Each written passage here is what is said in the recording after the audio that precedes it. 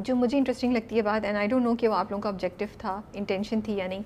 Usually जब हम इस तरह की कम्युनिटी को या इस तरह की कोई भी मार्जिनलाइज कम्युनिटी को या किसी भी कम्युनिटी को रिप्रेजेंट करते हैं तो उनकी एक स्टेरियोटाइपिंग हो जाती है, स्पेशली इस सब्जेक्ट पे, इस टॉपिक पे।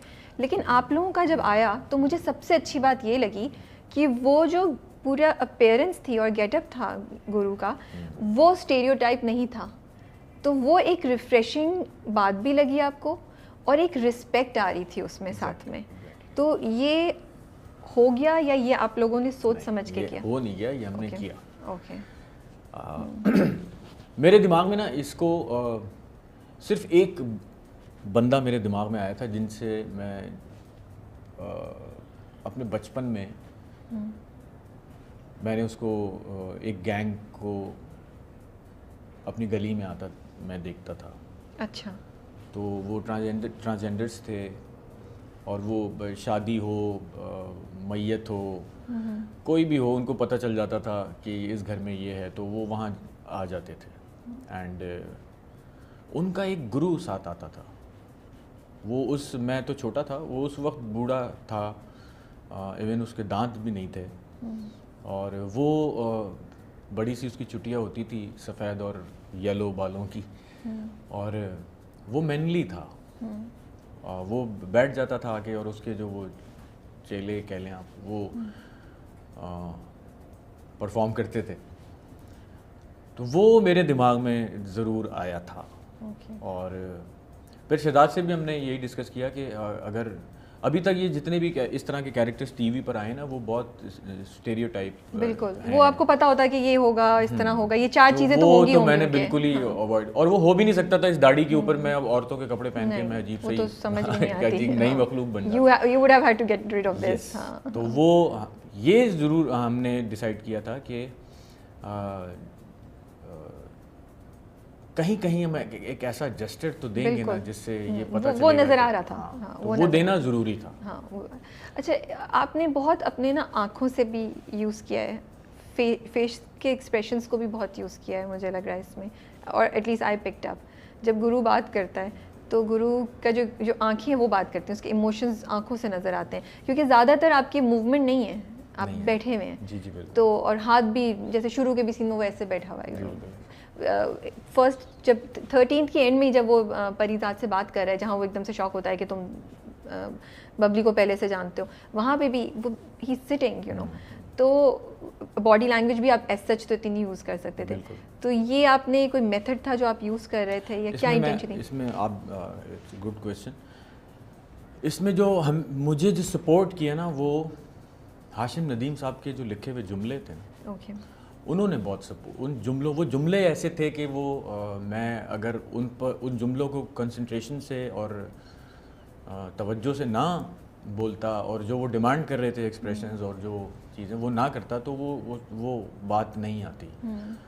तो इतने भारी जुमले थे, तो वो डिलीवर तो करने थे ना कि इम्पैक्ट कुछ ऐसा पड़े।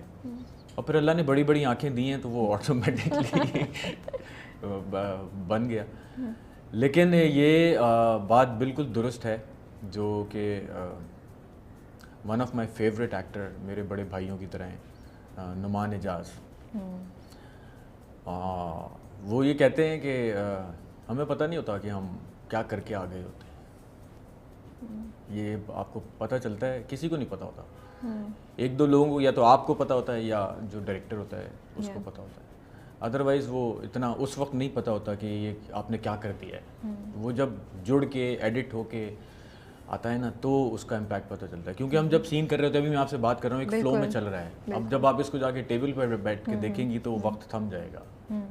फिर आपको एक एक मेरी डिटेल चीज़ें, अपनी मेरी सब वो सब डिटेल पे नज़र आती हैं। तो वो उस वक्त नहीं, आप तो गुम होते हैं सीन में, परफॉर्म कर रहे होते हैं, उस वक्त इतना आइडिया नहीं होता। वो रोने का सीन है जिसमें जब बबली दिलावर जा रहा होता है, वो सीन आपने कैसे किया था? जो आप रोए हैं वो इतना नेचुरल आप रो रहे हैं कि वो जब हम देख रहे थे उस वक्त भी, और अभी भी सुबह जब मैं I was going through few scenes, तो फिर वो सीन मैंने देखा and I was really touched again. And for a person जो पहले एक्टिंग नहीं की भी, जिसने इतनी फिनेस, इतनी एक्सपर्टीज़ के साथ वो आपने डिलीवर किया, किस स्पेस में गए आप, कैसे अपने आप को सिचुएशन में लाए कि वो रोना रोना लग रहा था हमें, वो भी गुरु का रोना। मैं क्योंकि मैं बहुत फिर बहुत यही जगह कहूँगा होता कि है इसके पीछे ना मेरे 23-24 साल हैं। वो सब अंदर जा रहा था जो अब गुरु में निकल के बाहर आ गया। वो मतलब ये मुतअद्दिद दफ़ा ऐसा हुआ है कि मैं मॉनिटर पे हूँ और हम कोई काम कर रहे हैं और एक्टर परफॉर्म कर रहा है और एक्टर रो पड़ा है, और एक्टर ऐसा रोया है कि मैं मॉनिटर पे देखते देखते मैं भी रो पड़ा हूँ, मेरी भी आंखें रो पड़ी हैं। तो वो सब चीज़ें मेरे दिमाग में थी। और वो हाँ, ये बात दुरुस्त है कि इस सीन से, एक्शन से पहले मैं बिल्कुल रेडी था कि मैंने बहुत बुरा रोना है। ओके। मैंने ना अपने चेहरे की फ़िक्र करनी है कि मैं अच्छा लग रहा हूँ या नहीं लग रहा, लेकिन मैंने रोना बहुत दिल से है। और तो इसमें कोई शक नहीं है कि मैं रोया बहुत दिल से था उसमें। हाँ, वो नज़र आ रहा है। हाँ, वो नज़र बिल्कुल नज़र आ रहा है। वो सीन की हाईलाइट ही, उस एपिसोड की हाईलाइट और ही आपको सच बात बताऊँ, वो सीन जब मैंने पहली दफ़ा ऑन एयर देखा, मैं फिर रो पड़ा। बस कुछ चीज़ें हो जाती हैं, अल्लाह आपसे करवा लेते हैं। बिल्कुल। At the end of the day और beginning of the day also, कि वो अल्लाह ही है जो सब कराता है, लेकिन अल्लाह ने वसीला बनाया होता है हम सबको, और आपके अंदर क्राफ्ट और हाँ बिल्कुल, तो हमारा अंदर का जो टैलेंट जो अल्लाह ने दिया है वो ही आगे आ होता है। तो ट्रेन वाला सीन कैसे शूट किया था, वो मुझे इतना इंटरेस्टिंग लगता है, इतने मज़े का लगा, क्योंकि परिसाद बड़ा ना एक पोस्ट पे जा रहा था और ये क्यूरोसिटी भी थी कि गुरु और बबली की कहाँ मुलाकात हुई, फिर वो जो उन्होंने दिखाया, तो एक स्टोरी के पॉइंट ऑफ व्यू से भी बड़ा इंटरेस्टिंग था। ये बात आपने की कि उस वक्त सीरियल का पेस थोड़ा मतलब दरमियाना था, और 13th एपिसोड के बाद पिक्ड अप बहुत तेज़ गया। एक्चुअली ये गिमिक्स होती हैं प्रोफेशनल्स की, और टेक्निकल जो टेक्निकलिटीज़ को लोग जानते हैं उनकी गिमिक्स होती हैं। तो ये बेसिकली ना ये हाशिम नदीम साहब की और शहजाद कश्मीरी की गेम थी। अच्छा, क्या गेम थी, हमें भी बताएं, हमने भी सुननी है।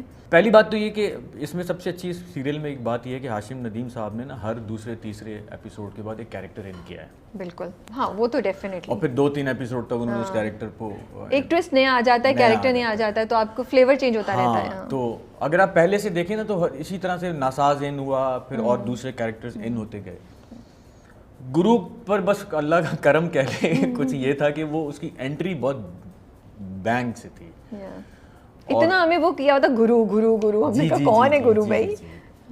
तो वो बैंग की वजह थी, और फिर वो शहजाद ने शूट उसको इतना अच्छा किया। तो वो ट्रेन का जो सीन था वो एक ही उसमें गया, कितनी रीटेक्स हुई, कोई मज़े का उस वक्त वाक़या हुआ, कोई गिरा, किसी को चोट लगी, सबूर के साथ कैसा था, सबूर को आप ऐसे एक्शन करते हुए देख रहे थे, व्हाट वाज द केमिस्ट्री, वो जब डिटेल्स बताएं जरा। वो जब सीन है कि जब मैं बर्थ पे लेटा हूँ और मैं अपने ऊपर से वो कपड़ा हटाता हूँ, देखता हूँ, तो जब मैं उस वक्त मैं देख रहा था ना, तो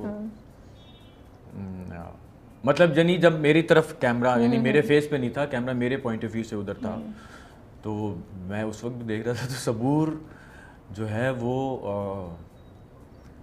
जिस तरह से वो लड़ रही थी ना, वो मेरे लिए बड़ा इंटरेस्टिंग था कि यार ये इतनी छोटी सी पतली सी, सो पिटीट, सो पिटीट, वो कैमरे में जितनी आती है ना वो एक्चुअली में उससे भी ज्यादा, तो वो अपनी जान, अपनी ताकत से ज़्यादा ताकत उस वक्त वो 4 लड़कों में लगा रही थी। और मुझे वो बड़ा उस वक्त इंटरेस्टिंग लग रहा था, और मुझे अच्छा भी लगा कि यार जान मारना एक एक्टर का अपने कैरेक्टर के लिए, वो मुझे बहुत अच्छा लगा।